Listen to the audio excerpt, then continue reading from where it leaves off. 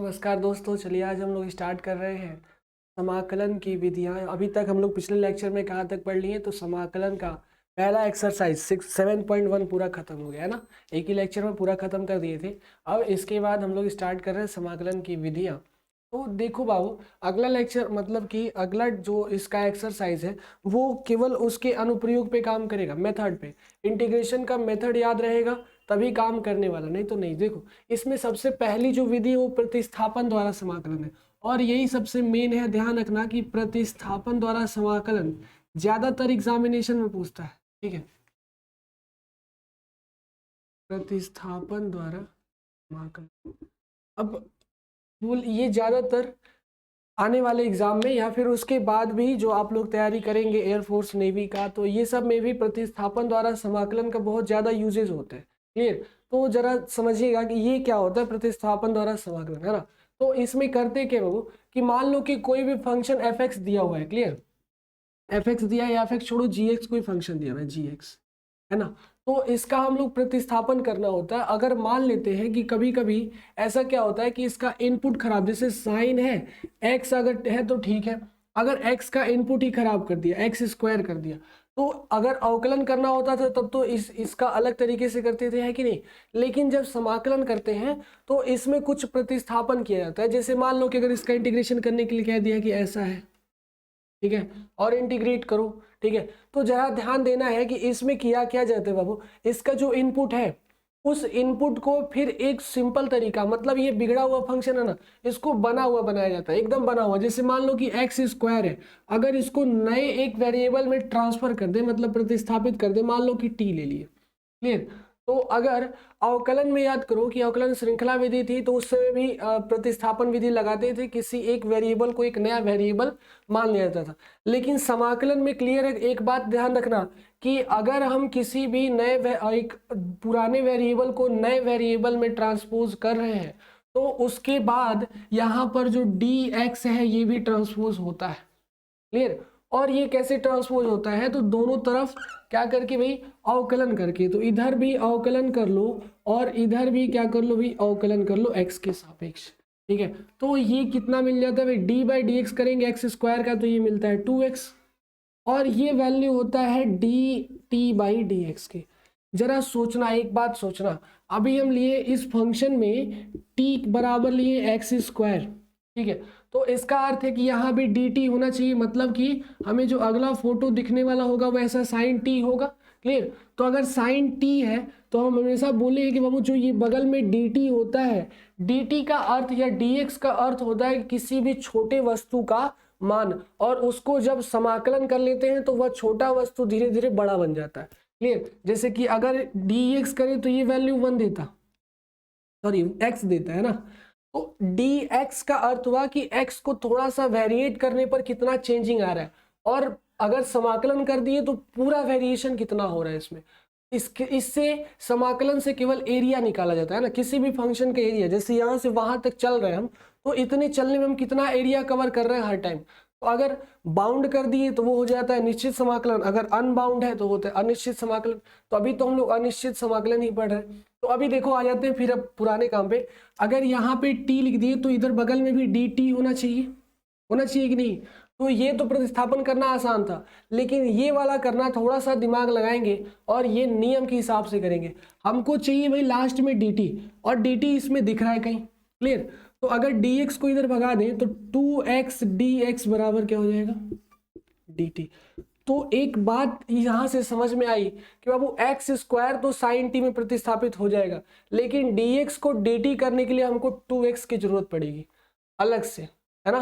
बात समझ में आई कि नहीं आई, अलग से 2x की हमको जरूरत पड़ेगी। तो ये तो जस्ट फॉर एग्जांपल था। इसका मेन नियम क्या है भाई, अगर मान लो कि कोई x की वैल्यू है वो t के फॉर्म में है gt, ठीक है।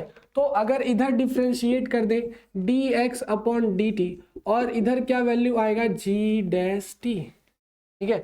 अगर ऐसा फंक्शन आता है तो dx बराबर, अभी देखो बताएं, g dash t into dt लिखते हैं, ठीक है। इसी को बोलते हैं प्रतिस्थापन विधि। यहां से तो समझ में नहीं आया होगा, लेकिन यहां से हमें लगता है 50% समझ में आया होगा।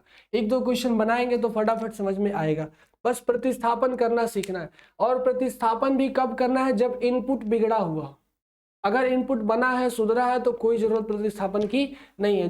जैसा पिछले लेक्चर में हर एक क्वेश्चन कराते गए हैं वैसा ही करते चलना है। लेकिन अगर इनपुट बिगाड़ दिया तब दिक्कत।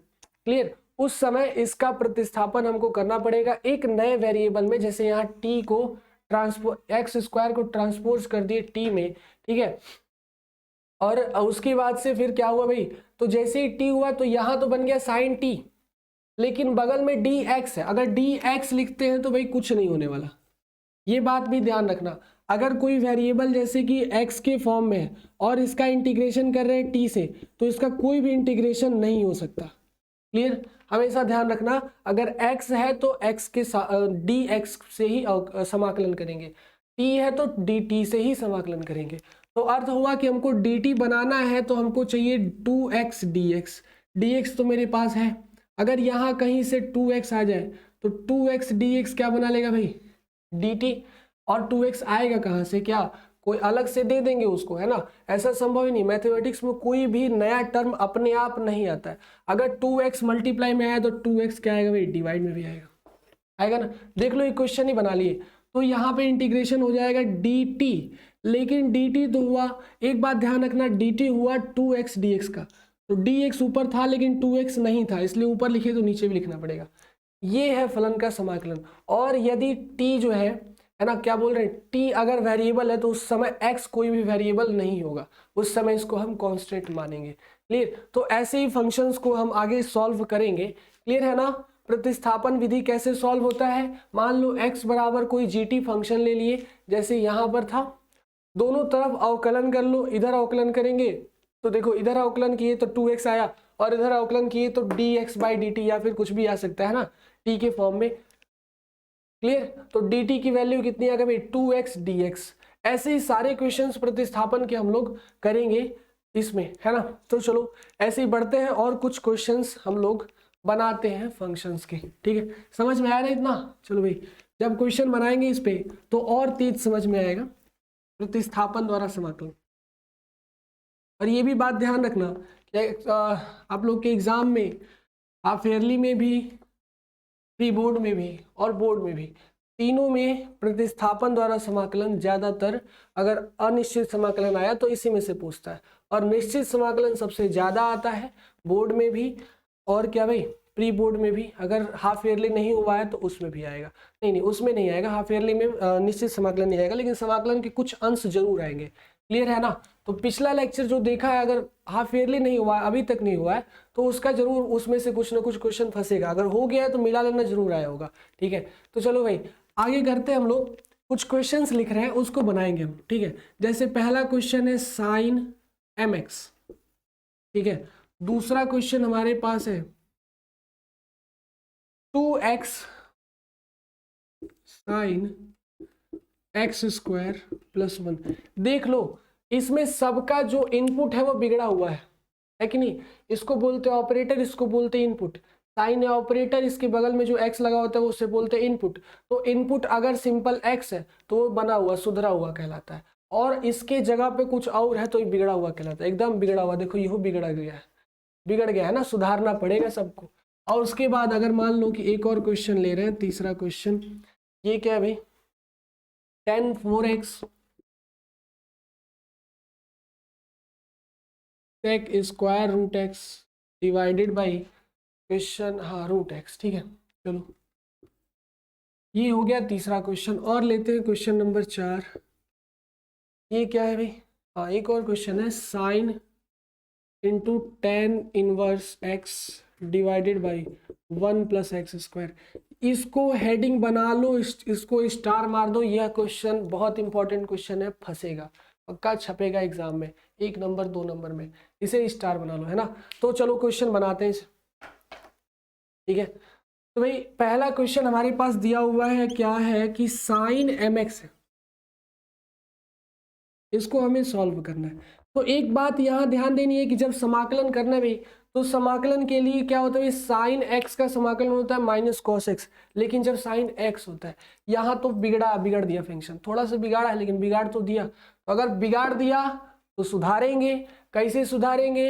इसका जो इनपुट है इस पूरे को एक नया वेरिएबल मान लेंगे। क्लियर? तो माना क्या लिखेंगे भाई? माना एम एक्स बराबर क्या हो जाएगा? टी। एम एक्स बराबर क्या कर लिए भाई? टी कर लिए। तो दोनों पक्षों में क्या कर लो? समाकलन, सॉरी अवकलन कर लो, क्योंकि यहां पर अगर हम समाकलन करते हैं तो हमें ये वैल्यू चाहिए sine M x into D x का। क्लियर? तो अगर यहां से कोई वैल्यू, बस इसका अवकलन इसीलिए किया जाता है ताकि यहाँ जो x है वह हो जाए dx। क्लियर? बस dx की जगह पे वैल्यू लेने के लिए, नहीं तो और सब तो काम हो ही गया, जहां mx है वहां t रख देना है। ठीक है? तो दोनों पक्षों में जब समाकलन करेंगे, यहां से सॉल्व करते हैं। माना mx बराबर t, दोनों पक्षों में अवकलन कर लो भाई। अवकलन करना है तभी तो इधर बनेगा m और इधर क्या बनेगा? dt बाई डी एक्स के सापेक्ष किया ना, x को प्रतिस्थापित कर दो, dt बराबर आएगा m इंटू डी एक्स। अर्थ है कि जहां हमको dt लिखना है वहां पर m इंटू डी एक्स होना चाहिए, अगर नहीं है तो बनाना पड़ेगा। ठीक है? तो देखो भाई, हमारे पास फलन है साइन एम एक्स, तो अगर हम इसको लिखना चाहें तो ये लिख सकते हैं क्या? साइन टी लिख सकते हैं ना, एम एक्स को तो टी मान लिए, लेकिन dx इंटरचेंज होगा तभी जब dx इंटरचेंज। अच्छा, ऐसे एक काम कर सकते हैं कि हम यहाँ से dx की वैल्यू सिंपल निकाल सकते हैं। dx बराबर क्या आएगा? dt अपॉन एम, ये होना चाहिए। dx की जगह क्या लिखना है? dt upon M. तो हर बार यही करना कि राइट हैंड साइड में अकेला dx को छोड़ देना, जो भी वैल्यू dt के पास मिलेगी वही लिखना है यहाँ पे, dx की जगह dt अपॉन एम। तो ये हो जाएगा dt बाई एम। होगा कि नहीं होगा? ये बात बस ध्यान रखनी है, उसके बाद तो क्वेश्चन सॉल्व होने ही वाला है। बात समझ में आई? अब यहां से m तो कांस्टेंट है, बाहर लिख सकते हैं, तो ये वैल्यू हो जाएगी हमारे पास 1 upon m integration of sign T D T. तो अब तो देखो सुधरा हुआ फंक्शन मिल गया, इधर भी t है इधर भी t है, हो सकता है समाकलन। तो साइन t का समाकलन dt के सापेक्ष कितना होते भाई? Minus cos T. तो ये वैल्यू आएगा minus cos T divided by M, होगा ना? अब टी की वैल्यू जो प्रतिस्थापित किए हो उसको रख लो यहाँ पे, तो एक्स के फॉर्म में क्वेश्चन का आंसर आ जाएगा। यहाँ कर लेते हैं, तो क्या लिखेंगे भाई? टी का मान रखने पर, तो टी का मान रखो तो ये वैल्यू आएगा हमारे पास integration of sine M x D x बराबर कितना आएगा? Minus cos M x divided by M. Clear? ये होगा रिक्वायर्ड आंसर। ठीक है? ये किस विधि से किए हैं? प्रतिस्थापन विधि। कभी भी प्रतिस्थापन करेंगे तो इतना काम हमेशा करना है। सबसे पहला काम, दोनों पक्षों में अवकलन कर लो। अवकलन करते ही dx को इधर भगाओ, dt बराबर समथिंग कुछ ना कुछ मिल जाएगा। dx को अकेले छोड़ना है, किसको अकेले छोड़ना है? एक तरफ dx को, और dt जिधर भी है उसके पास, dx के पास जो भी मल्टीप्लाई में है सब dt की तरफ भेज दो। तो dx की जगह पे जितना भी इसके लेफ्ट साइड में आता है वो सब हम क्या कर सकते हैं? लिख सकते हैं। क्लियर? तो चलो भाई आगे बनाते हैं।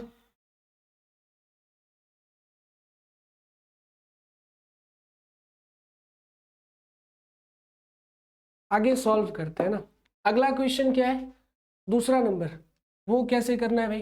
देखो, मिटा दें इसे। बहुत सिंपल क्वेश्चन था, लेकिन प्रतिस्थापन विधि था, नया रूल है, बहुत ध्यान से समझना, और इसके बाद तो स्पीड बढ़ा के भी देख सकते हो ना, और नहीं तो फटाफट देखते चलो, क्वेश्चन तो सॉल्व होने ही वाला है।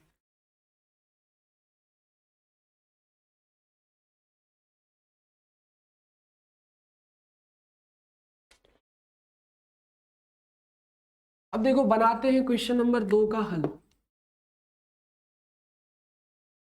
फंक्शन क्या दिए भाई?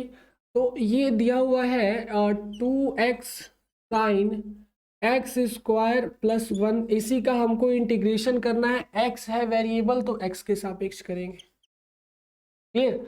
x के सापेक्ष हम लोग क्या करेंगे भाई? समाकलन। तो जरा ध्यान देना कि साइन के पास हम इनपुट को देखेंगे, इनपुट सुधरा है कि बिगड़ा? बताओ, बिगड़ा है ना? सुधरा होता तो केवल x होता, बिगड़ा है तो हम क्या लिखेंगे, माना एक्स स्क्वायर प्लस 1, जितना बिगड़ैल फंक्शन है सबको एक नया वेरिएबल मान लो टी। क्लियर। दोनों पक्षों में एक्स के सापेक्ष अवकलन करने पर, तो अवकलन करेंगे बाबू तो एक्स के सापेक्ष ना, एक्स के सापेक्ष अवकलन कर लो भाई। ये एक्स स्क्वायर है तो 2x हो जाएगा, है ना, पावर 1 प्लस 1 का करेंगे 0, और इधर अगर t से करते हैं तो ऊपर हो जाएगा dt डिवाइडेड बाई dx। हमको dx को अकेले छोड़ना है। चलो एक स्टेप और आगे कर लो, यहां से वैल्यू मिलेगा dx इधर जाएगा ना, तो 2x dx बराबर dt। हमें चाहिए भाई कि इसकी जगह तो t लिख दिए, अब dx की जगह क्या लिखेंगे, तो इस बार dx को अकेले छोड़ देंगे, पता चल जाएगा क्या लिखने वाले, है ना। तो dx को इधर अकेले छोड़ दो, जो इसके पास मल्टीप्लाई में, प्लस में, डिवाइड में, माइनस में, कुछ में भी है उधर भगा दो dt के पास, तो ये मिलेगा dt बाई 2x। क्लियर। बस dx की जगह हमको यही रखना है, इतना ध्यान रखना है। प्रतिस्थापन में पहला प्रतिस्थापन ये किए, दूसरा प्रतिस्थापन dx का किए, दो प्रतिस्थापन, इसका भी और इसका भी। क्लियर। तो अब हर जगह जो भी फंक्शन दिखेगा वो t के रूप में दिखेगा, कैसे वो देखते हैं भाई। तो आगे अब सॉल्व करेंगे, फिर दोबारा ये फंक्शन लिखेंगे और इसमें जो जो वैल्यू x की जगह है वहां वहां t लिखेंगे। भाई इंटीग्रेशन करना है हमको, 2x साइन, इसकी जगह क्या प्रतिस्थापित किए t, और dx की जगह मेरे पास कितना है dt बाई 2x आया ना भाई। देखो dx है, dx हमको यहाँ लिख नहीं सकते, हमें लिखना है dt, तो dt तो लिख सकते हैं लेकिन इसके पास जो 2x है वो अभी इसमें इफेक्टिव है। अब देखो 2x से 2x क्या हो गया, कैंसिल हो गया। हमें क्या मिला भाई, यहां से वैल्यू आया integration of sine t D T. अच्छा ये बता दो क्या ये कठिन है, सुधरैल बन गया कि नहीं बन गया, सुधार दिए इसको, यहाँ बिगड़ा हुआ था यहाँ सुधार दिए, तो सुधारे भाई। तो साइन टी का इंटीग्रेशन फिर होगा माइनस कॉस टी प्लस सी, बाबू उसमें भी प्लस सी लिख लेना, इसमें भी रहेगा minus cos T plus C, और टी की वैल्यू जो प्रतिस्थापित किए वो उठा के रख दो, तो यहाँ आएगा हमारे पास answer cos x square plus 1 plus C answer. Integration में हमेशा सी लिखना, हम देखो पिछले में भी भूल गए थे, सी जरूर लिखना, ठीक है। चलो भाई, तो ये क्वेश्चन समझ में आया, ठीक है। कितना आंसर है भाई, minus cos x square plus 1 plus C. चलो लिख लो, फटाफट लिख लो। इसके बाद देखो तीसरा क्वेश्चन देखते हैं क्या दिए भाई, लिखा हुआ है 10 के power 4 root x into sec square root x divided by root x. ठीक है, चलो बनाते, मिटा दें इसे।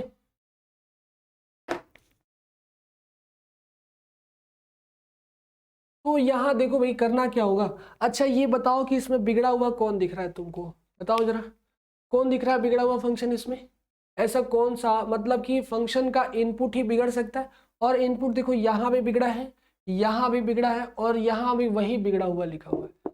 अर्थ है कि जो ये बिगड़ैल फंक्शन है, अगर इसको हम लोग एक नए वेरिएबल में इंट्रोड्यूस कर दें टी के रूप में, हमें निकालना है इसका इंटीग्रेशन, दोनों तरफ हमें करना है इंटीग्रेशन, तो हम क्या करेंगे भाई, माना क्या रूट एक्स बराबर टी, रूट एक्स बराबर क्या मान लिए भाई टी, तो दोनों पक्षों में अवकलन करना है, वो भी एक्स के सापेक्ष, तो एक्स के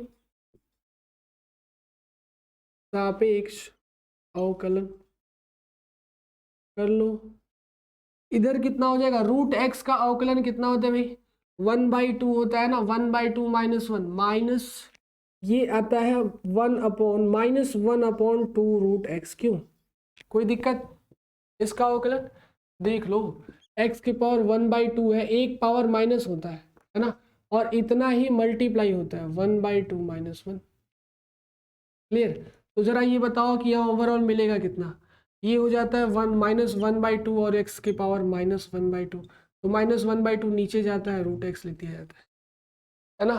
ठीक है, तो 1/2√x बराबर क्या मिलेगा हमको, dt/dx। क्लियर, इतना बात समझ में आया? चलो भाई, तो आगे सॉल्व करते हैं।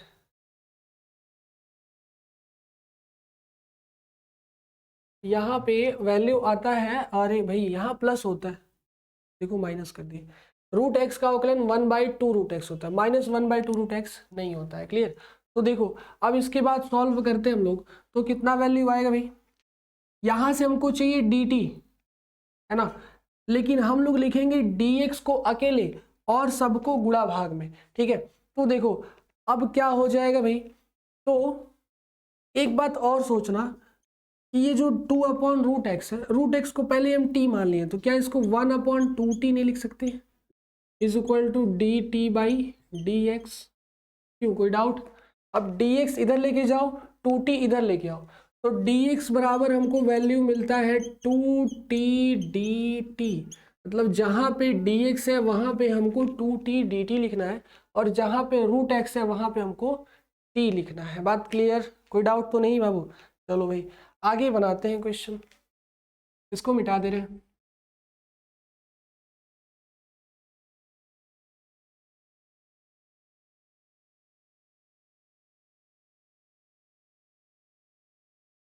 अब देखो क्या करेंगे, चलो t की भी वैल्यू आ गई, dx की भी वैल्यू आ गई, मतलब √x भी मान लिए थे। तो अब इस फंक्शन में जहां जहां √x है वहां t लिखो, तो ये फंक्शन बनाएगा हमारा, यहां से सॉल्व कर रहे हैं आगे, इसके नीचे तुम लोग करना है। ठीक है, ये बनाएगा integration of tan 4t, clear, into, है ना, sec square t divided by t। ठीक है, और फिर dx है, dx की जगह 2t dt लिख ले, इधर dx था ना पीछे, तो यहाँ रहेगा 2t dt, t से t कैंसिल, अब बचा हुआ है 2। तो अब ये 2 क्या होगा, आगे चला आएगा क्योंकि ये कांस्टेंट है, 2 आगे कर लो, तो वैल्यू हमारे पास मिलने वाला होगा 2 integration of tan 4t into sec square t, और क्या भाई, dt। क्लियर, बात इतना समझ में आई? चलो अब आगे करते हैं सॉल्व। अब जरा देखना एक बात और, इसमें अगर हम प्रयास करें कि इसको सॉल्व कर लें, थोड़ा सा कठिन हो जाएगा भाई। tan के पावर 4t है, फिर sec स्क्वायर t है, फिर dt है, सारा फंक्शन तो ठीक ठीक दिख रहा है, लेकिन हाँ बिगड़ा हुआ फंक्शन भी नहीं दिख रहा है, लेकिन फिर भी इसको सॉल्व करना कठिन है, क्योंकि हम जो 16 फॉर्मूला याद कराए उसमें ये हमको याद है कि sec स्क्वायर t dt होता है कितना भाई, tan t। लेकिन अगर दोनों मल्टीप्लाई में है तब क्या करें, बहुत मुश्किल है ना, बहुत मुश्किल। तो जरा एक बात समझना कि एक बार और यहाँ प्रतिस्थापन कर सकते हैं। कैसे भाई, देखो tan x को अब माना tan t को प्रतिस्थापित कर लो u में, इससे फायदा क्या होगा अभी देखो पता चलता है, दोनों तरफ t के सापेक्ष अवकलन कर लो, तो इधर हो जाएगा sec स्क्वायर t, और इधर क्या मिलेगा du/dt। ओवरऑल वैल्यू हमको du का कितना मिलेगा भाई, sec स्क्वायर t dt। बात समझ में आई कि नहीं आई?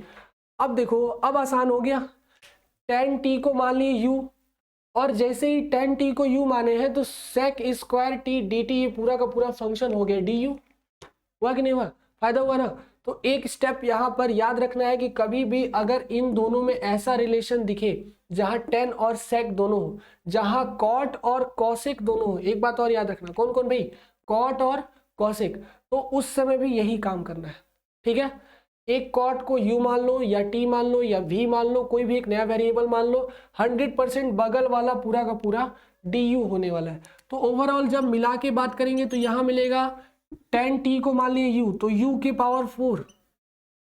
ठीक है, और भाई ये पूरा का पूरा हो गया है कितना, du।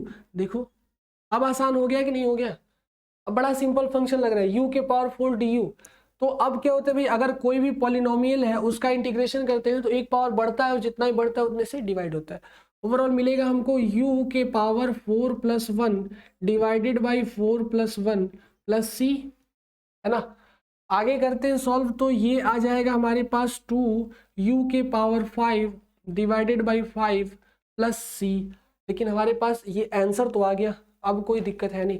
लेकिन क्या हमें u में आंसर चाहिए? क्या हमें किस में चाहिए आंसर? x में, dx में दिया है ना, आंसर भी x में चाहिए। एक एक करके जो जो प्रतिस्थापित किए उल्टा रखते जाओ। u का मान रखो, u का मान रखने पर u की वैल्यू रखो, यह कितना आएगा? 2 10 5t डिवाइडेड बाई 5 प्लस सी आएगा। और उसके बाद आगे करेंगे तो क्या लिखेंगे फिर?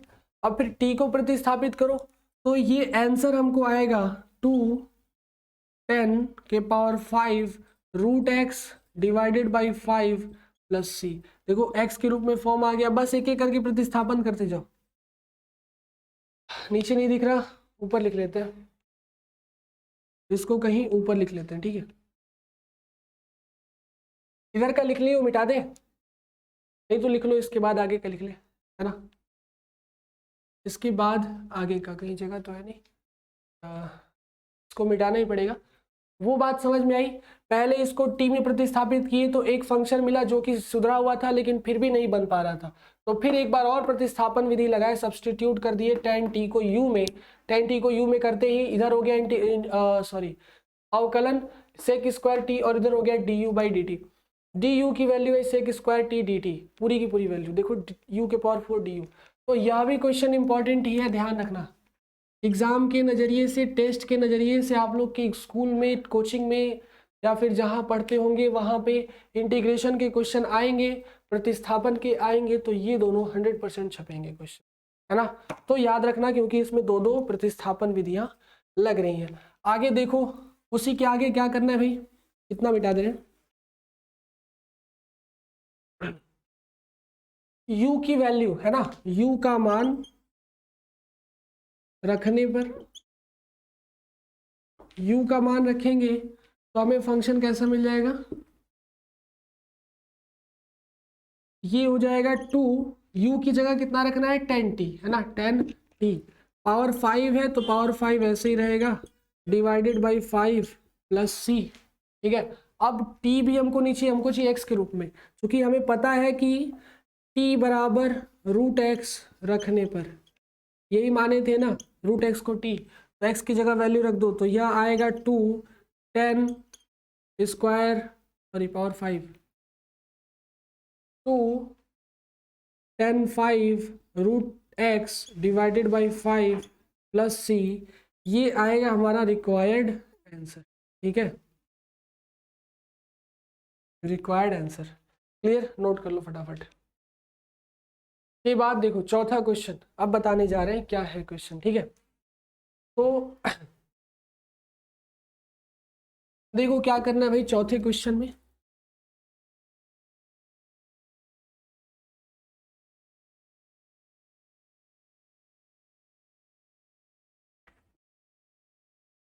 क्या है भाई चौथा क्वेश्चन? ये रहा, sine into tan inverse x divided by 1 plus x square, यही फलन है ना, 1 प्लस एक्स स्क्वायर ही था। अब देखो इंटीग्रेशन करना है, dx करना है, तो इस ऐसे अगर फंक्शन आ गए इंटीग्रेशन वाले, इनवर्स वाले, तो इनवर्स वाले फंक्शन के लिए सबसे पहली बात की तो इनवर्स का इंटीग्रेशन और इनवर्स का डिफरेंशिएशन दोनों साथ में लिखवाए थे, जो 16 फॉर्मूले थे उसमें, आप लोग उसे याद किए हैं कि नहीं किए? अगर किए हैं तो क्वेश्चन सॉल्व होने वाला है। क्लियर? तो यहाँ देखो जरा, हमें क्या करना है, प्रतिस्थापन विधि लगाना है, ठीक है। तो उसके लिए एक बात ध्यान दो कि साइन का इनपुट बिगड़ा हुआ है, इसी को प्रतिस्थापित करना पड़ेगा, इसको नहीं, साइन का जो इनपुट बिगड़ा है उसी को, तो बिगड़ैल इनपुट को प्रतिस्थापित करते हैं। माना tan इनवर्स x बराबर t, ध्यान रखना है किसको प्रतिस्थापित करेंगे? बिगड़े हुए को। tan इनवर्स x बराबर t, उसके बाद क्या करेंगे भाई, नियम क्या कहता है कि दोनों पक्षों में अवकलन कर दो, इधर वाले इनपुट के सापेक्ष, तो x के सापेक्ष अवकलन, कर लो भाई। अगर tan इनवर्स x का d/dx करते हैं tan इनवर्स x का, और इधर t तो पहले है तो dt/dx हो गया, कितना मिलता है हमको भाई 1/1 + x² मिलता है कि नहीं मिलता, जल्दी बताओ। अगर x की वैल्यू चाहिए है ना dt/dx, अगर हमें क्या चाहिए भाई x की वैल्यू, तो अच्छा एक बात और समझना, ये dx को इधर भगा दो, चाहे हमें dx की वैल्यू चाहिए ना भाई, जैसे नियम कहता है वैसे ही चलते हैं, dx को इधर रखते हैं और इधर उसको उधर भगा देते हैं, तो यह मिलेगा 1 + x² dt। dx की जगह कितना रखना होगा हमको 1 + x² dt। कुछ नहीं समझना है, बस जैसे ही समाकलन किए तो एक तरफ dx को अकेले छोड़ देना है, क्योंकि dx की जगह पे जो भी वैल्यू आएगी वही रखा जाएगा। ठीक है, बात समझ में आई। चलो भाई, तो अब वैल्यू रखते हैं इसका, है ना। क्या करेंगे, यहां से हल करते हैं आगे, तो ये वैल्यू मिलेगा साइन, इंटीग्रेशन तो है ही, ये t हो गया डिवाइडेड बाई 1 + x² हो गया, और dx की जगह हम माने 1 + x² dt, 1 + x² dt। चाहो तो डायरेक्टली वैसे भी कर सकते हो, dx यहाँ लाओ, dt की वैल्यू dx/1 + √x, तो ये तो है ले, लेकिन चलो कोई बात नहीं, कंफ्यूज नहीं होना है। 1 + x² से 1 + x² खत्म, बचा क्या हमारे पास integration of sine t dt। Clear, तो अगर इसका इंटीग्रेशन करते हैं बाबू, मिलता क्या है बताओ ना भाई बताओ, -cos t + c, t की वैल्यू रख लो, t का मान रखने पर t की वैल्यू रखो भाई, ओवरऑल आंसर क्या मिलेगा हमको,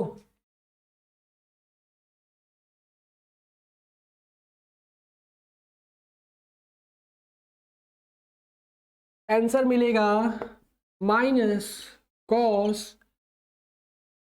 t की जगह मान है tan inverse x, -cos tan inverse x + c।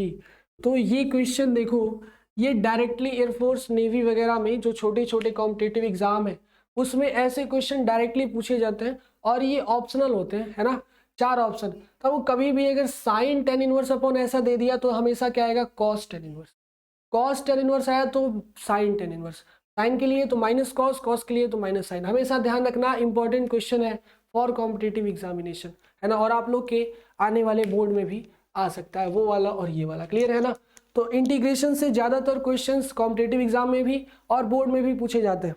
ठीक है, कैलकुलस में जितना अवकलन से अवकलज के अनुप्रयोग से नहीं पूछा जाता, उस जितना उन दोनों से मिला के नहीं पूछा जाता, उससे ज़्यादा केवल इस इंटीग्रेशन से पूछा जाता है। ठीक है, तो एक बात ध्यान रखना है कि इसको बहुत अच्छे से सॉल्व करना है आप लोग को।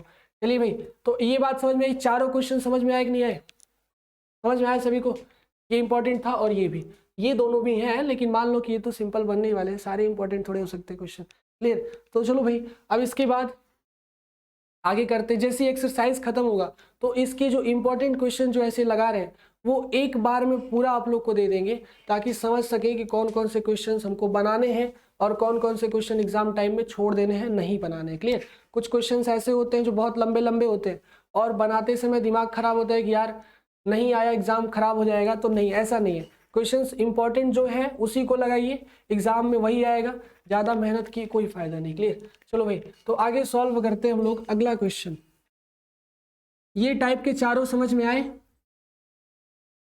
बताओ समझ में आए, लिखो।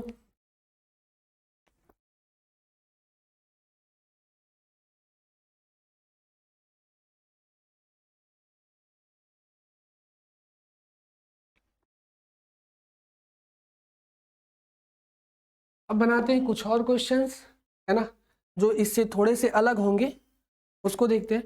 तो देखो बाबू, कुछ फॉर्मूले हैं, एक बार में याद कर लेना, ये सब फॉर्मूले प्रतिस्थापन विधि से ही बनते हैं। ठीक है, तो ये सब फॉर्मूले आप लोग को क्या करना है, पूरे 4 फॉर्मूले रट जाना है, पूरा एकदम अच्छे से रट जाना है। क्लियर, कभी कभी ये जो फॉर्मूले ही होते हैं ये डायरेक्टली क्वेश्चन बना के पूछ दिया जाता है, जैसे देखो हम लिखेंगे तब पता चलेगा। जैसे पहला है tan x dx। क्लियर, वो जो 16 फॉर्मूले बनाए थे उसमें ये सब नहीं मिलेगा। इंटीग्रेशन करना है tan x dx का, ये था उसमें, वो तो बोलो बोलो नहीं था ना, sec स्क्वायर एक्स dx था। अगर कहीं पूछ दे बाबू tan x dx तब क्या करेंगे, तो इसको सॉल्व भी कर सकते हैं और डायरेक्ट इसकी वैल्यू भी याद कर सकते हो। इसकी वैल्यू होती है log इंटू सेक एक्स। वैसे जनरली सेक एक्स होता है, मॉड लगा लो, क्या दिक्कत है, लॉग के साथ ऑलवेज मॉड लगता है। क्लियर, तो tan x dx का क्या आंसर आएगा, log सेक एक्स। सॉल्व कर ले, ये फॉर्मूले की तरह याद रखना है लेकिन सॉल्व भी करना है। मान लो कि डायरेक्टली पूछ दिया कि tan x dx का क्या होता है वैल्यू, ऑप्शन दे दिया, याद नहीं आ रहा है, तुरंत सॉल्व कर लेंगे, 2 मिनट लगेगा। देखो कैसे, यहाँ करना क्या है भाई, हमको tan x तो नहीं पता लेकिन इसके आसपास का कुछ वैल्यूज पता है, इसको हम लिख सकते हैं sin x upon cos x dx, है ना। अब जरा देखो, इसमें जो नीचे वाला हर है, हमेशा ध्यान रखना, जो फंक्शन हर है उसका प्रतिस्थापन करेंगे हमेशा, किसका, हर का। क्लियर, तो अच्छा देखो, अगर हम माना ऐसे करें भाई, माना cos x बराबर कितना भाई, cos x बराबर कितना ले ले, t। क्लियर, cos x बराबर t ले लेते हैं, ठीक है। cos x की वैल्यू कितनी हो गई, t। दोनों पक्षों में क्या कर लो, अवकलन, बार बार समाकलन, अवकलन। तो अवकलन करेंगे तो cos x का अगर अवकलन करते हैं तो क्या आता है भाई, माइनस साइन एक्स, और इधर का अवकलन करेंगे तो dt बाई डी एक्स। अभी बताए करना क्या है भाई, हमको ये करना है कि dx को एक तरफ अकेले छोड़ देना है और सारे जो वैल्यू उसको भगा दो dt की तरफ, एकदम भगा दो बिना सोचे। तो dx इधर आएगा और dt की तरफ जाएगा dt upon minus sine T. बस ये वैल्यू dx की जगह हमको पुट करनी है ना, और cos x की जगह क्या पुट करना है, t पुट करना है। बस ये दोनों मान समझ में आ गए, अब क्वेश्चन सॉल्व हो जाएगा। यहां से क्या करेंगे भाई, अब देखो हमारे पास है sin x, sin x के लिए कोई फंक्शन हम नहीं माने हैं तो sin x ऐसे ही छोड़ दो, cos x की वैल्यू माने है t। क्लियर, और dx की जगह हम लिखे minus dt divided by sine T, sine sorry T लिख दिए, sine x. Clear, sine x, यहां से देखो साइन एक्स से साइन एक्स कैंसिल हो जाने वाला था, डायरेक्टली भी लिख सकते थे भाई डी टी बराबर D x sine x, always वो डी टी ही बनता। चलो अब वैल्यू हमारे पास कितना आ गया, इंटीग्रेशन ऑफ 1 अपॉन टी, क्या भाई डी टी, ठीक है, integration of 1 upon T D T. तो भाई अब आगे जब सॉल्व करेंगे तो ये हमें कितना मिलेगा, अच्छा माइनस में है तो माइनस बाहर ले लो, यहां से क्या आया भाई 1 अपॉन टी डी टी, क्या होता है याद करो, 1 upon x D x log x, 1 upon x D x log x. Clear, तो ये बनाएगा हमारा minus log t plus C. Clear, minus log t plus C, t की वैल्यू रख दो, ये हो जाएगा minus log cos x plus C. अच्छा कॉस एक्स हो गया, अब ये जो है माइनस लॉग कॉस एक्स, इसको अगर प्लस में लिखें तो ये हो सकता है log sec x. Clear, log की प्रॉपर्टी ये है कि अगर कॉस से सेक में बदलें तो माइनस हो जाता है क्या, प्लस। क्लियर, तो आ गया आंसर, है ना। अगर डायरेक्टली इसका पूछे तो क्या लिखेंगे, लॉग सेक एक्स, अगर कॉस के रूप में पूछता है तो ये भी सही है, minus log cos x. Clear, clear है ना, फटाफट नोट कर लो, ये एज अ फॉर्मूला ही नोट करना, ठीक है, एज अ फॉर्मूला सॉल्व भी कर लो। अब इसके बाद देखते हैं अगला क्वेश्चन,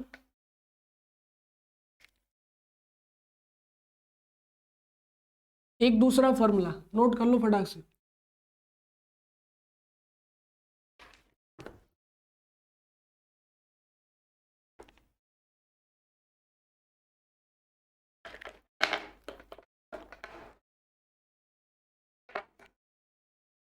एक और है दूसरा फॉर्मूला, अगर मान लो कि हमको कहीं ऐसा दिख गया, क्या दिख गया भाई, integration of cot x D x, फिर क्या करेंगे, कॉट एक्स क्या भाई डी एक्स, तो इसकी वैल्यू डायरेक्टली याद रखना होता है log into sine x plus C, ठीक है। और इसकी दो दो वैल्यू याद रखना, या फिर इसको ये भी कह सकते हैं जो अभी सॉल्व किए थे, log into cos x plus C. ये भी याद रख सकते हो, लेकिन अगर माइनस में हो तो, और नहीं तो प्लस में हो तो सेक लिखना पड़ेगा। ठीक है भाई, तो इसको सॉल्व करते हैं, ये एज अ फॉर्मूला ही याद रखना है। दूसरा, अगर कॉट एक्स का इंटीग्रेशन कर रहे हैं तो वो आता है log sine x, log sine x, log sine x, 3 बार रट लो, याद हो जाएगा आंख बंद करके। कॉट एक्स का इंटीग्रेशन लॉग साइन एक्स, लेकिन सॉल्व कर लेते हैं, प्रतिस्थापन विधि लगाएंगे, इसको सॉल्यूशन करते हैं। ठीक है, इधर सॉल्व करेंगे, इधर चारों फॉर्मूला लिख लेते हैं। तो अगर सॉल्व किया जाए तो देखो, इंटीग्रेशन है कॉट एक्स का, कॉट एक्स का डायरेक्टली कोई इंटीग्रेशन होता नहीं, तो इसको cos x upon sine x कर लो, dx। अच्छा, फिर वही बात, हर का प्रतिस्थापन करेंगे, अंश का बिल्कुल नहीं करेंगे। किसका करेंगे बाबू? हर का। तो यहां लिखेंगे माना साइन एक्स बराबर टी, दोनों पक्षों में अवकलन कर लो, इधर हो जाएगा cos x, इधर हो जाएगा D T by D x, D x को इधर भगा लो, या क्या मिलेगा cos x dx बराबर dt। देखो यहां से भी कर सकते हैं, अगर चाहो तो dx की वैल्यू लिख सकते हो, चाहे तो इतना भी लिख लें तो भी काम चल जाएगा। कहीं अगर cos x dx दिख रहा है तो उसकी जगह हम dt डायरेक्ट लिख लो, या देखो cos x dx दिख रहा है ना, dt लिख सकते हैं। और वो काम जो dx की वैल्यू कर रहे थे वो कंफ्यूजन ना हो इसलिए कर रहे थे, जब पॉलिनोमियल टाइप कुछ फंक्शन बन रहा था तो डायरेक्टली dx का मान निकालो, लेकिन यहाँ तो cos x dx दिख रहा है, dt लिख सकते हैं भाई। ये बनेगा integration of 1/t dt, clear, 1/t dt। आगे सॉल्व करेंगे,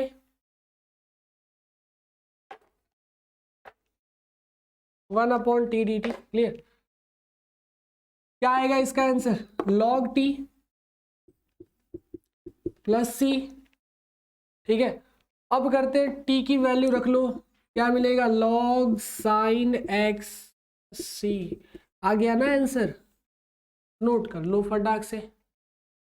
cot x का इंटीग्रेशन कितना आया? log sine t plus log sine x plus C, clear. चलो भाई, इसके बाद देखो एक और फॉर्मूला है, फॉर्मूला नंबर 3, वो क्या कह रहा है?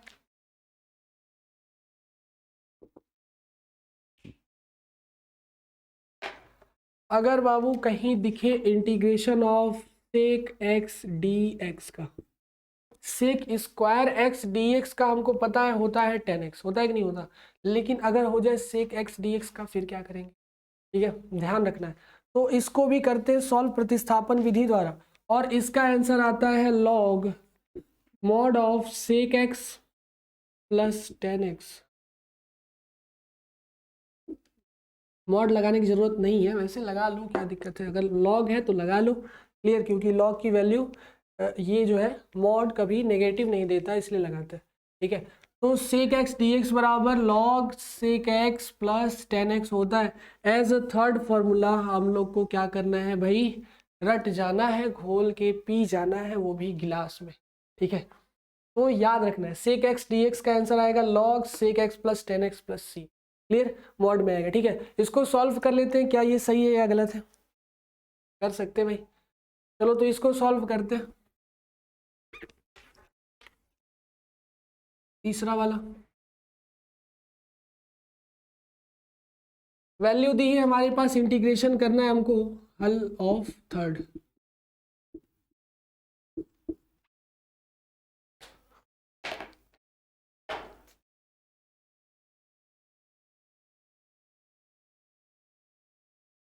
चलो भाई, तो बनाते हैं इसे। तो देखो हम इसको देखना बहुत ध्यान से, एक काम हम स्टार्ट में करेंगे कुछ ऐसा कमाल, क्या भाई, कुछ इसमें मल्टीप्लाई करेंगे और उतने से ही डिवाइड, और यही बात बस ध्यान रखनी है हमें, क्या याद रखना है? Sec x plus 10x।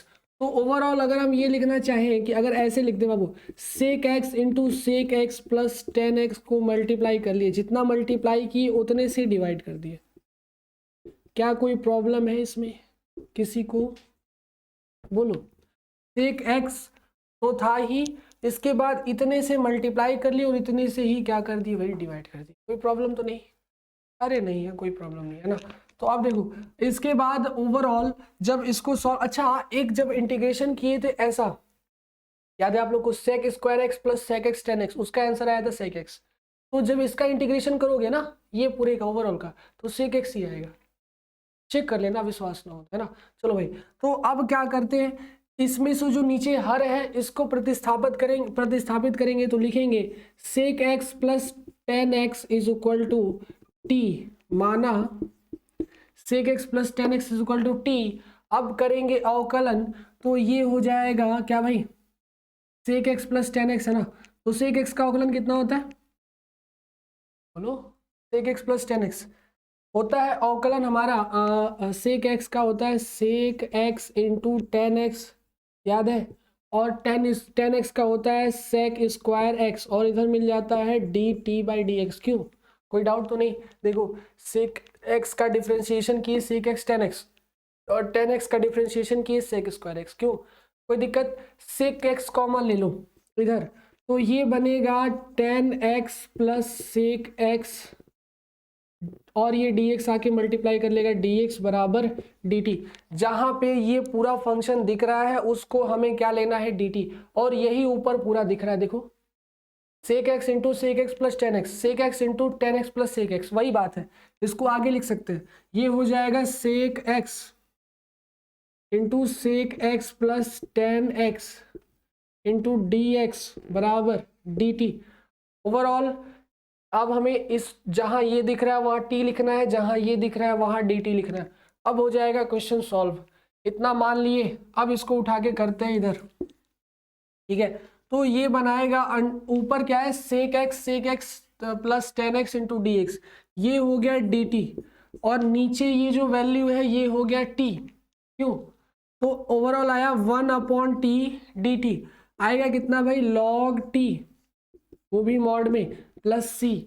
अब लॉग टी आया, टी की जगह हम माने थे जो, वो उठा के रख दो, आंसर कितना आ गया, log into sec x plus ten x plus C. Clear हो गया हमारा आंसर। क्यों, कोई डाउट किसी को नहीं ना भाई? जल्दी जल्दी देख लो, क्या प्रॉब्लम है भाई, क्या प्रॉब्लम है?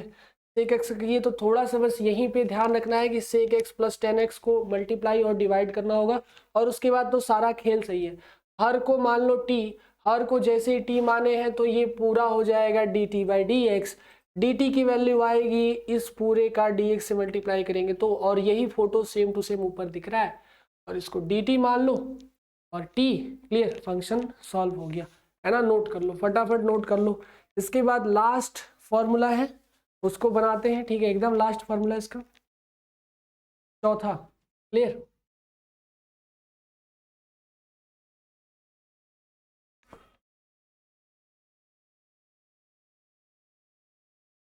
चौथा एज अ फॉर्मूला क्या याद रखना है भाई, कि अगर कहीं हमको दिख गया इंटीग्रेशन ऑफ कॉसेक एक्स, यही एक बचा था ना, जो 16 लिखवाए थे उसमें से यही चारों कंफ्यूज करने के लिए बचे हुए थे, तो ये किस हिसाब से सॉल्व होंगे, प्रतिस्थापन विधि द्वारा। इसीलिए उसी समय डायरेक्टली एक ही बार में नहीं लिखवाए थे, ताकि प्रतिस्थापन विधि समझा दे तब इसको बता दे। तो 16 फॉर्मूले, वो 4 फॉर्मूले, ये टोटल आपके पास इंटीग्रेशन कितने फॉर्मूले, 20 याद रखने हैं। इसके बाद और अगर आएगा तो और बताएंगे। क्लियर, और पूरे फॉर्मूले ही एक बार में एक सेशन में चला देंगे भाई, टोटल फॉर्मूला कितना है और उसको कैसे कैसे आपको याद रखना है, ठीक है भाई। तो चलो भाई, तो cos x dx का अगर हम लोग इंटीग्रेशन करें तो कितना मिलता है भाई, ब्लैक से लिख रहे थे तो ब्लैक से ही लिखते हैं, ठीक है। इंटीग्रेशन कर रहे हैं cosec x dx, ये वैल्यू देता है log cosec x minus cot x, word बंद करो, प्लस सी। ये बन गया एज अ फॉर्मूला नंबर 4, ठीक है। पहला फॉर्मूला, दूसरा फॉर्मूला, तीसरा और चौथा, ठीक है भाई। इसको भी कर लेते हैं प्रूफ कि क्या ये सही है या नहीं है। क्लियर, तो कैसे प्रूफ करेंगे भाई, तो हल 4,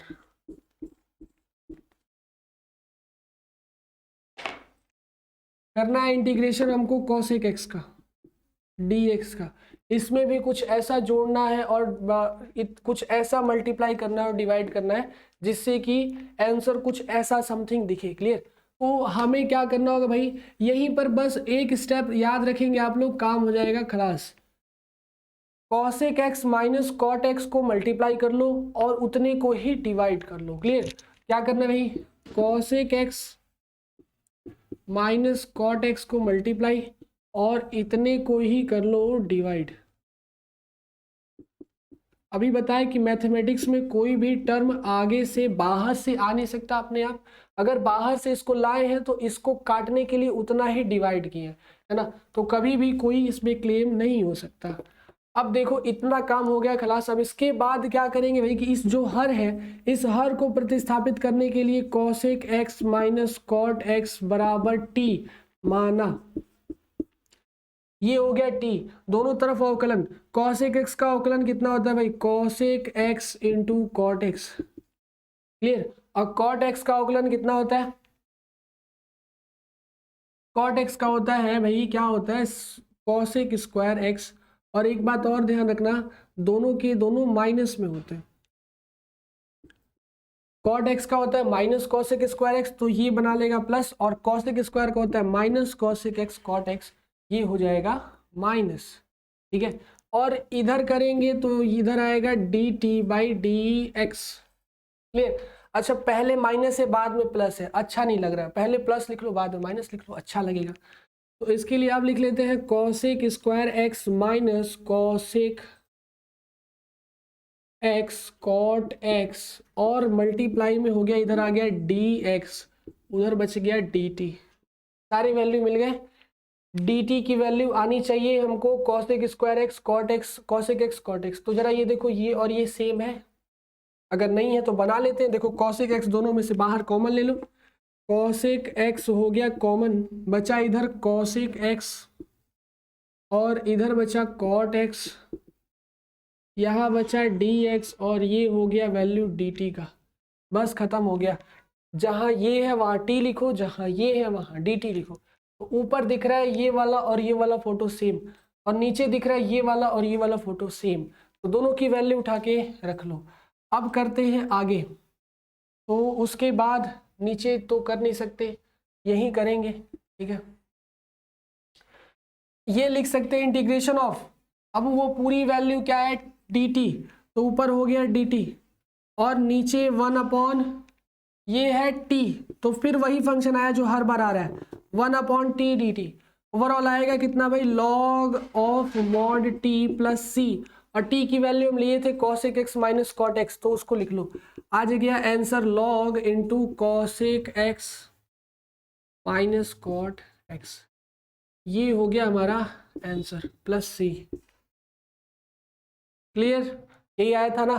तो चारों फॉर्मूले के ये हो गए प्रूफ। अगर मान लो कि गलती से भूल गए तो ऐसे सॉल्व कर लेंगे, और नहीं भूले तो याद तो रखना ही है। क्लियर। tan x का log sec x या minus log cos x, cot x का log sin x या माइनस log cosec x, कुछ भी याद कर सकते हो।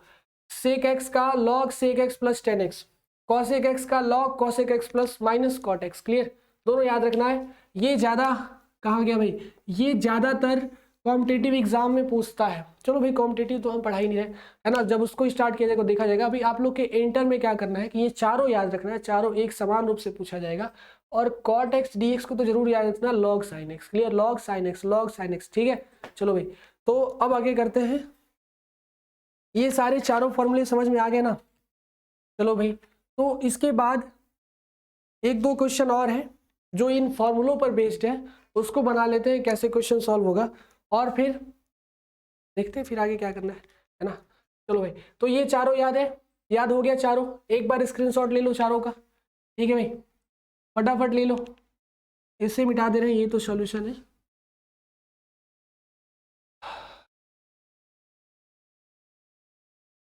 जल्दी चलो भाई, तो अब करते हैं कुछ क्वेश्चंस।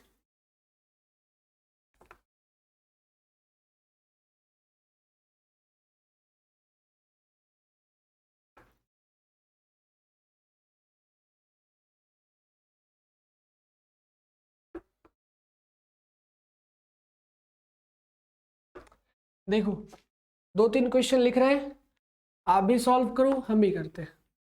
पहला दिया हुआ है इंटीग्रेशन करना है साइन क्यूब एक्स और cos square x D x, ये भी है इंपॉर्टेंट क्वेश्चन। ठीक है, डबल स्टार मार लो इस पे, sine cube x cos square x. अगला क्वेश्चन हमारे पास दूसरा वाला है integration of sine x upon sine x plus a और डी एक्स। तीसरा क्वेश्चन आपके पास क्या दिया भाई, 1/1 plus 10x, integration of 1/1 plus 10x। ये सब का डिफरेंशिएशन तो बड़ा आसान होता है, जिस फंक्शन का डिफरेंशिएशन जितना आसान उसका इंटीग्रेशन उतने कठिन। क्लियर, इतना बात ध्यान रखना। तो चलो भाई अगला करते हैं क्वेश्चन, ये पहला बनाते हैं, पहला वाला। इन तीनों में इंपॉर्टेंट कौन है भाई, तीनों इंपॉर्टेंट ही है, वो भी कुछ नजरिए से इंपॉर्टेंट है, लेकिन इसको ज्यादा ध्यान रखना, ठीक है। ये sine cube x cos square x, ये हो सकता है sine 5x cos cube x, clear, या कॉस 4x। तो ऐसे फंक्शन ज्यादा आते हैं, साइन कॉस का मल्टीप्लाई रहता है, एक पावर घटा रहता है, एक पावर हमेशा घटा रहता है, ध्यान रखना। तो इसी टाइप के 4-5 क्वेश्चन एक ही बार में कर लेना, ताकि ऐसे क्वेश्चंस ना फंसे। तो देखो भाई, इसमें पहला दिया हुआ है ऐसा फंक्शन, तो सबसे पहले सोचना ये है करें क्या, ठीक है, ये सोचो। तो बाबू एक बात ध्यान क्या रखो, अगर इसको हम लोग लिखना चाहें कुछ ऐसा, तो देखो sign square x cos square x into sine x D x लिख सकते हैं क्या, कोई डाउट, सब मल्टीप्लाई में है, तो दोनों को सेम फंक्शन बना लो और साइन एक्स डी एक्स बाहर कर लो, क्लियर। तो अच्छा, इसके बाद जब आगे सॉल्व करेंगे तो ये मिलता है, साइन को अगर कॉस के रूप में चेंज करते हैं तो 1 minus cos square x into cos square x, साथ ही साथ हमारे पास है साइन एक्स और क्या भाई, डी एक्स, ठीक है। अब देखो, इसमें एक चीज ध्यान रखना है कि प्रतिस्थापन तो लगाना है, लेकिन एक बात क्लियर होना चाहिए कि किसका प्रतिस्थापन करें, साइन का करें या कॉस का करें, ठीक है। इतना ध्यान रहेगा तो क्वेश्चन आसानी से क्या होगा भाई, सॉल्व हो जाएगा। अगर जो इसमें एक बात याद करा दे रहे हैं, याद कर लो, अगर साइन और कॉस क्या भी मल्टीप्लाई में है, एक पर इवन पावर चढ़ा है, एक पर ऑड पावर चढ़ा है, तो हमें प्रतिस्थापन उसी का करना है जिस पर इवन पावर चढ़ा है, मतलब जिस पे सम संख्या का पावर है, क्लियर। डायरेक्टली याद कर सकते हैं, इसमें किसका प्रतिस्थापन करेंगे भाई, जिस पे सम संख्या है, सम संख्या का पावर चढ़ा है, इस पे नहीं चढ़ा है, इस पे, तो कॉस स्क्वायर एक्स, इसी का प्रतिस्थापन करेंगे हम। तो क्या ले लो भाई, कॉस एक्स को टी मान लो, माना कॉस एक्स बराबर टी, तो अवकलन कर लो, इधर हो जाएगा माइनस साइन एक्स बराबर डी टी, या फिर ऐसे भी लिख सकते हैं भाई, minus sine x D x बराबर डी टी, क्यों, कोई प्रॉब्लम, डायरेक्टली लिख लिए, minus sine x D x बराबर डी टी, काहे कि वही होने वाला है, क्लियर है ना। तो चलो भाई, जहां डी टी है या फिर जहां minus sine x D x है, वहां पे क्या लिखना पड़ेगा हमको, डी टी, यहाँ तो साइन एक्स डी एक्स है, क्लियर। तो ओवरऑल हमको क्या लिखना होगा, माइनस बाहर अगर लगा लें तो यहाँ भी एक माइनस हो जाएगा, तो इस minus sine x D x को हम लिख सकते हैं डी टी। ओवरऑल आंसर आया minus under root cos square x, cos x को माने टी, तो ये हो जाएगा 1 minus T square into multiply by T square, ठीक है।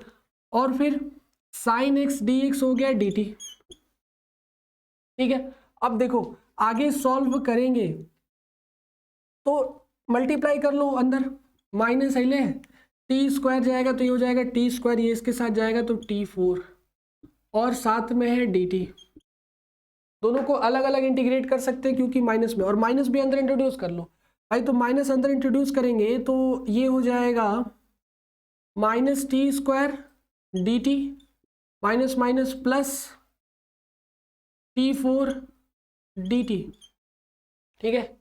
आगे करते यहाँ पे, इसको बढ़ा लेते हैं, यहाँ सॉल्व करते हैं, ठीक है। आएगा कितना भाई, माइनस बाहर है, टी स्क्वायर का इंटीग्रेशन करते हैं तो ये आता है टी के पावर 2 + 1 डिवाइडेड बाई 2 + 1, और प्लस कर लेंगे टी के पावर 4 का, तो ये आएगा टी के पावर 4 + 1 डिवाइडेड बाई 4 + 1 प्लस सी, जो प्लस में उसको पहले लिख लो, टी के पावर 5/5 माइनस टी के पावर 3/3 प्लस सी, टी की वैल्यू कितनी है भाई, कॉस एक्स, तो क्या लिख सकते हैं, cos 5x/5 minus cos 3x/3 plus C, ये आएगा हमारा रिक्वायर्ड आंसर। बात समझ में आई। तो ऐसे क्वेश्चंस में कंफ्यूज नहीं होना, एग्जाम में पक्का पूछेगा, ध्यान रखना, ठीक है।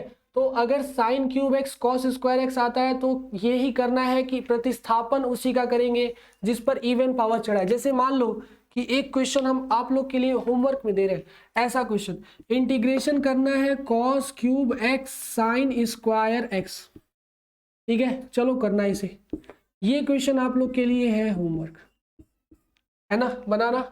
Cos cube x sine square x क्या प्रतिस्थापित करेंगे, आप लोग समझो, कैसे सॉल्व करेंगे आप लोग समझो, है ना।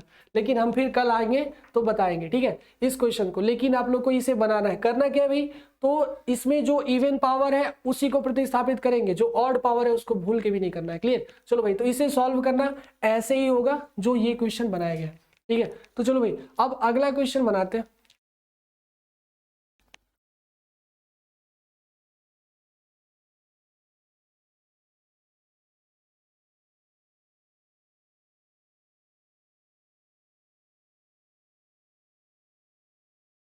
ये क्वेश्चन होमवर्क के लिए, ठीक है। चलो, तो इसके बाद एक और क्वेश्चन है sine x upon sine x plus a, ठीक है। तो यहां पर हल कर रहे हैं हम लोग दूसरा, दिया हुआ है इंटीग्रेशन करना है sine x upon sine x plus A D x. ये तो सिंपल क्वेश्चन, जहां बिगड़ैल फंक्शन है उसी को प्रतिस्थापित कर लो। ऊपर वाला तो साफ साफ सुंदर सुंदर सुधरा हुआ लिख रहा है, नीचे वाला बिगड़ा हुआ दिख रहा है, सुधार लो। तो x प्लस ए माना बराबर t रखने पर क्या हो जाएगा भाई, दोनों तरफ अवकलन कर लो। इधर बनेगा dx प्लस ए तो हो गया गायब, इधर बनेगा dt, मतलब जहां dx है वहां क्या रहेगा dt, क्या रहेगा भाई dt। तो अच्छा, अगर x की बात करें, अगर x प्लस ए बराबर t है तो x बराबर क्या होगा t माइनस ए होगा, सारे के सारे फंक्शन। ऐसा हो सकता था अगर यहाँ साइन एक्स डी एक्स मिलता तो काम हो जाता फाइनल, लेकिन साइन एक्स बचेगा, इसलिए x की जगह क्या लिखना है हमको t माइनस ए। ओवरऑल हमें मिला यहाँ पर साइन x नहीं t माइनस ए, नीचे साइन x प्लस ए माने हैं t, तो ये हो जाएगा साइन t, और फिर dx की जगह हो गया dt, हो गया ना, क्लियर। अब देखो ये फंक्शन जो है ये ट्रिग्नोमेट्रिक एक इक्वेशन है जो याद है आप लोग को, साइन ए माइनस बी का क्या होता है, sine A cos B minus cos A sine B, तोड़ लो उस पे, sine T cos A minus cos T sine A divided by sine T D T. Clear, ये हो गया, बात समझ में आई। अब आगे करते हैं सॉल्व। तो दोनों को क्या करो भाई, एक एक करके साइन टी से डिवाइड कर दो, ठीक है, एक एक करके। तो अगर इधर भी करते हैं तो ये मिल जाएगा integration of sign T cos A divided by sine T. ध्यान रखना कॉस ए जो है कांस्टेंट फंक्शन है, तो इसके साथ कोई छेड़छाड़ नहीं करना है, ये तो भाई कांस्टेंट है तो मतलब इसका इंटीग्रेशन कुछ होगा ही नहीं, ना तो डिफरेंशिएशन ना ही इंटीग्रेशन। इधर भी करेंगे तो वैल्यू हमको मिलेगा भाई, यहाँ लगा लो बड़ा ब्रैकेट, ठीक है, यह हो जाएगा cos T sine A divided by sine T D T. Clear, आगे करते हैं सॉल्व। ओवरऑल साइन टी से साइन टी उड़ गया, बचा कॉस ए चला जाएगा बाहर, बचेगा 1, है ना। और इंटीग्रेशन भी दोनों के साथ अलग अलग कर लो क्योंकि दोनों स्वतंत्र है, माइनस में हो सकते हैं। अब देखो ओवरऑल हमको वैल्यू मिलेगा कॉस ए बाहर आ गया, इंटीग्रेशन करना है 1dt का, और इधर साइन ए बाहर आया, है ना, साइन ए माइनस साइन ए तो बाहर आ गया, लेकिन अंदर क्या बच गया भाई, cos T upon sine T. इसकी वैल्यू क्या होती है, cos T upon sine T D T. जिसको जिसको याद होगा फटाफट बनेगा भाई, कॉस ए 1dt का क्या होगा भाई टी, क्लियर, और माइनस साइन ए, इधर इंटीग्रेशन करना होगा कॉट टी डी टी का। अब ये भी लिखवाए T cos A minus sine a cot t D t. Value याद करो क्या होता है, कॉट टी का इंटीग्रेशन क्या होता है, जल्दी बताओ, कॉट टी का इंटीग्रेशन लॉग साइन टी, और वो भी मॉड में, है ना। क्या मिलेगा, log sin t plus C. Clear. अब t की वैल्यू उठा के रख दो, क्यों, सॉल्व हो गया। कोई दिक्कत किसी को, बताओ, नहीं ना। चलो भाई आगे करते हैं। तो t की जगह वैल्यू रखो, t का मान रखे हैं x प्लस ए, तो ये हो जाएगा x plus A cos A minus sine A log sine x plus A plus C. ठीक है, आ गया आंसर। ठीक है, क्लियर। इतना बात ध्यान रखना है, ए की वैल्यू कुछ रख नहीं सकते। हाँ, तो आगे हमारा ओवरऑल टोटल आंसर। ठीक है, चलो भाई, तो बना लो, फटाफट बना लो। लेकिन एक बात और ध्यान रखना है, एक चीज यहाँ गड़बड़ हो गया कि जब हम cos t का इंटीग्रेशन कर रहे हैं तो ये पूरा c इसके साथ है ना, तो इसको c1 मान सकते हैं। और इधर इंटीग्रेशन किए तो यहाँ भी एक c मिलेगा हमको, यहाँ भी एक c मिलेगा, जिसको कांस्टेंट बोलेंगे। ठीक है, t देखो यहाँ पे एक कांस्टेंट c मिलेगा। देखो कैसे, ये लॉग साइन ए जब अंदर जाएगा और कॉस ए जब इसके साथ मल्टीप्लाई करेगा, क्लियर, तो ये क्या बनाएगा भाई, देखो इसके साथ मल्टीप्लाई कर लो, ये हो जाएगा x cos A plus A cos A. ये साइन ए जब इन दोनों के साथ मल्टीप्लाई सी के भी साथ करेगा, क्लियर, तो यहां बनाएगा minus sine A log into sine x plus a. Clear. और यहाँ plus minus minus c1 sine a. ये भी एक कांस्टेंट फंक्शन, ये भी एक कांस्टेंट फंक्शन, दो कांस्टेंट फंक्शन दिख रहे हैं, इसको एक नया कांस्टेंट बना लो, तो आंसर मिलेगा x cos a minus sine A log sine x plus A plus c2। ठीक है, और ये हो जाएगा हमारा रिक्वायर्ड आंसर। कांस्टेंट जितने फंक्शन होते हैं सबको एक बार लिखा जाता है, जहां c2 बराबर क्या है, a cos a minus c1 sine है। क्लियर, तो फटाफट नोट कर लो, a cos a minus c1 sine है। क्लियर, नोट कर लो फटाक से, जहां c2 बराबर a cos a minus c1। ठीक है, लिख सकते हैं भाई, ये भी कांस्टेंट है, अचर राशि, ए अचर राशि, कॉस ए अचर राशि देगा, c1 अचर है, साइन ए अचर राशि है, तो एक नया अचर बना लो। जैसे 2 + 3 - 4 + 6 ये सब कटे जुटेंगे घटेंगे तो एक नया अचर राशि देगा कि नहीं देगा, तो वही अचर का जोड़ घटाना है। क्लियर, फटाफट नोट कर लो ये क्वेश्चन।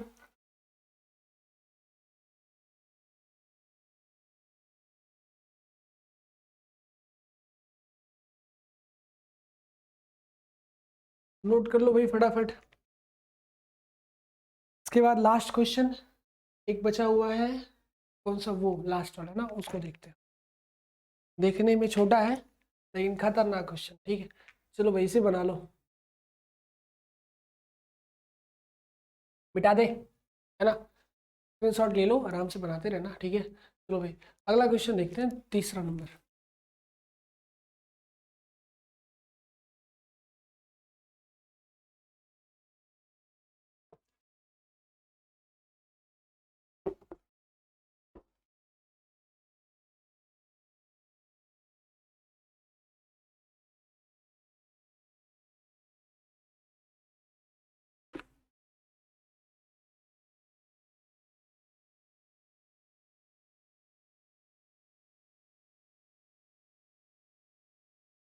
तीसरा है √1/1 + 10x dx। ठीक है, क्या करें, सोचेंगे क्या करें भाई, 1/1 + 10x, तो देखो कर सकते हैं क्या भाई, कुछ नहीं, 10 को साइन अपॉन कॉस में खोल सकते हैं, इसके अलावा यहाँ पर और कुछ हम यहाँ पे दिमाग नहीं लगा सकते, तो जितना तक लगे लगा लो, sine x upon cos x, cos x इधर जाएगा मल्टीप्लाई करेगा और ये कॉस एक्स ऊपर चढ़ा जाएगा, तो हमें मिलेगा cos x dx divided by cos x plus sine x। ठीक है, ये आ गया cos x। चलो, तो अब इसके बाद बाबू देखो अब क्या कर सकते हैं। ठीक है, तो देखो अब इसके बाद हम लोग सॉल्व करेंगे आगे। तो आगे क्या कर सकते हैं इसको, cos x upon cos x plus sine x। देखो इसको देखो 1/2 cos x लिख सकते हैं divided by cos x plus sine x dx। Clear. और क्या कर सकते हैं भाई, ये जो नीचे है ना कुछ ऐसा ही ऊपर भी बनाना है हमको, तो 1/2 हो जाएगा, इंटीग्रेशन करेंगे तो ये बन जाएगा cos x, 2 बार लिख सकते हैं। लेकिन अगर sin x भी हमको चाहिए तो क्या cos x plus sine x plus cos x minus sine x, ऐसा लिखना कोई दिक्कत है इसमें? एक बार और समझना कैसे आया। देखो 2 से गुणा किए 2 से भाग किए तो 2 cos x हो गया, और 2 cos x का अर्थ हुआ कि इसमें है cos x plus cos x, है ना, इतना था। इसके बाद क्या किए हम आगे कि इसमें sin x जोड़े हैं और sin x घटा दिए।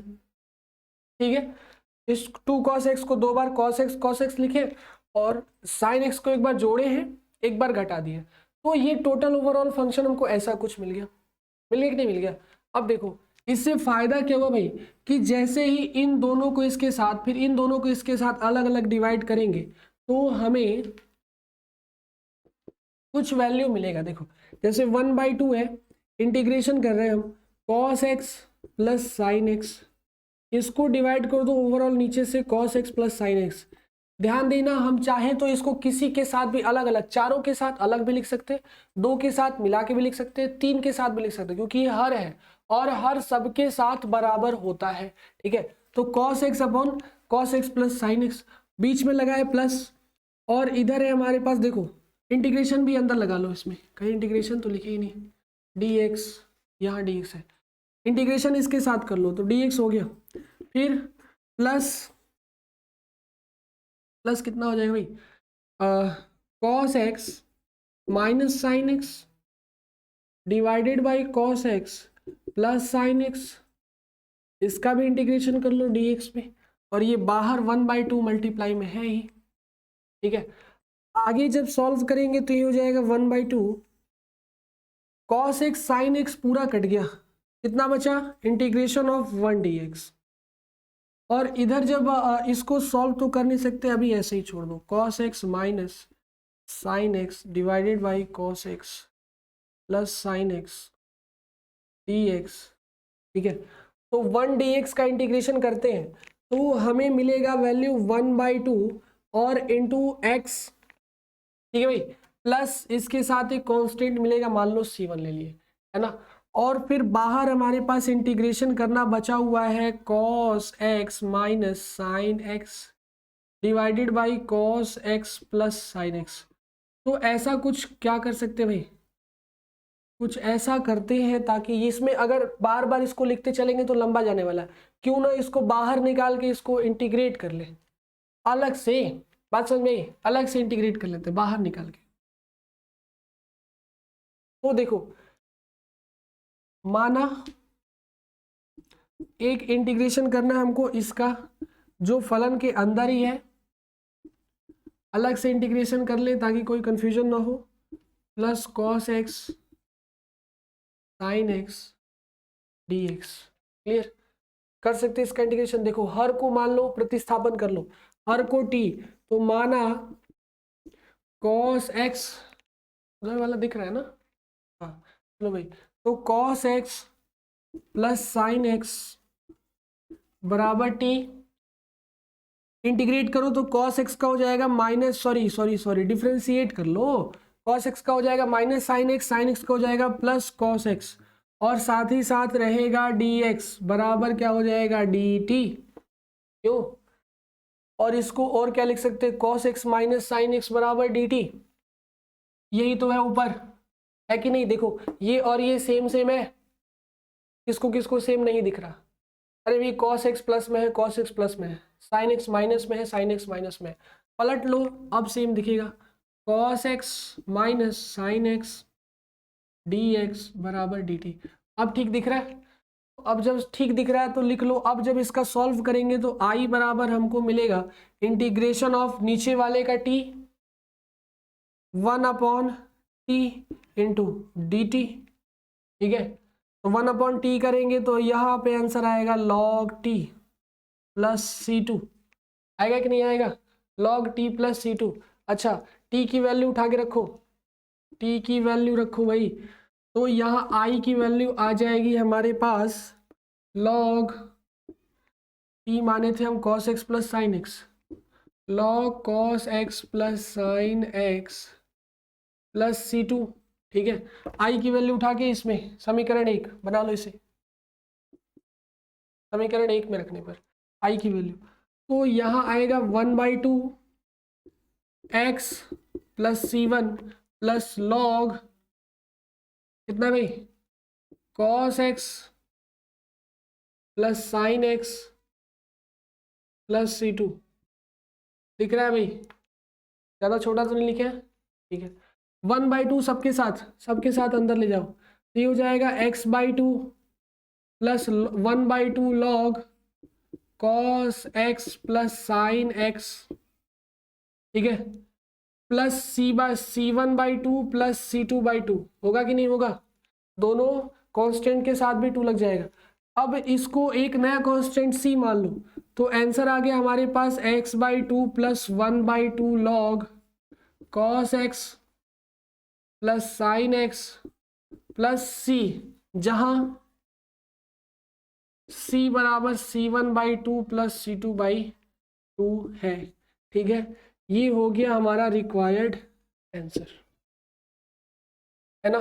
तो इस छोटी सी क्वेश्चन का मजेदार आंसर, ठीक है, नोट कर लो, फटाफट नोट कर लो, स्क्रीनशॉट ले लो, आराम से घर पे बनाना फिर से समझ के, है ना। यहाँ dx है, क्लियर, dx प्लस, चलो भाई, तो इसे बनाना समझ के, ठीक है। और समझ में आ भी गया होगा क्या करना है भाई, tan को sin अपॉन cos करना है, करते ही ऐसा फंक्शन मिलेगा। अब ऊपर अंश को हर के जैसा बनाना है, अंश को हर के जैसा, बस उसीलिए सारा खेल खेले, अंश को हर के जैसा बनाने के लिए इतना काम करना पड़ा। जैसे ही बना अलग अलग कर लो, फिर इंटीग्रेट कर लो, ठीक है भाई। तो इसे नोट कर लो।